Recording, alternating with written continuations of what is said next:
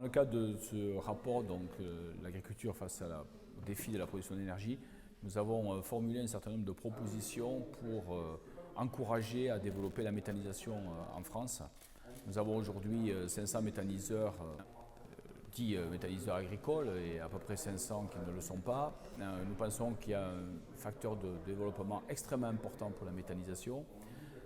Et nous pensons que la PPE manque peut-être un petit peu d'ambition sur le sujet. Nous avons l'intention d'essayer de revenir dessus à travers la loi qu'il y aura en 2023.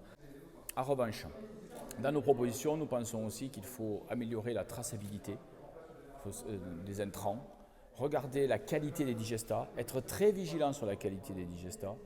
Il faut aussi se poser la question de la méthanation, à coupler avec la méthanisation, qui permet d'utiliser de l'hydrogène qu'il faudrait obtenir évidemment par des énergies renouvelables. Et cet hydrogène-là permettrait de fabriquer du méthane en plus, donc à partir du CO2 qu'on récupère donc à la sortie du méthaniseur. On a aussi le volet formation à voir.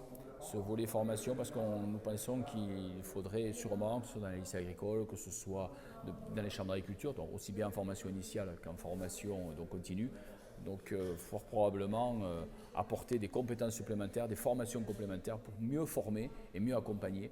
La méthanisation était vraiment pour nous une énergie produite dans le monde agricole d'avenir. C'est vraiment l'économie circulaire, c'est vraiment voir le déchet d'une autre manière. Et surtout, on peut aussi voir que cette méthanisation va devoir intégrer à un moment donné le traitement et la collecte des biodéchets des villes qui doivent être donc réalisés d'ici 2023. Et donc on va pouvoir sûrement venir soutenir encore plus la méthanisation proche des grands centres urbains, mais aussi développer de la micro-méthanisation probablement dans les villes. Il y a des projets de recherche qui vont en ce sens. Donc voilà tout ce que vous pouvez dire. Nous avons, dans le cadre de ce rapport, mis le doigt sur le fait que nous pensons aujourd'hui qu'il faut apporter une aide à l'ensemble du développement des énergies renouvelables dans le monde agricole, mais peut-être en rééquilibrant les aides et les soutiens. Et pour ça, nous pensons que la méthanisation a besoin d'être soutenue.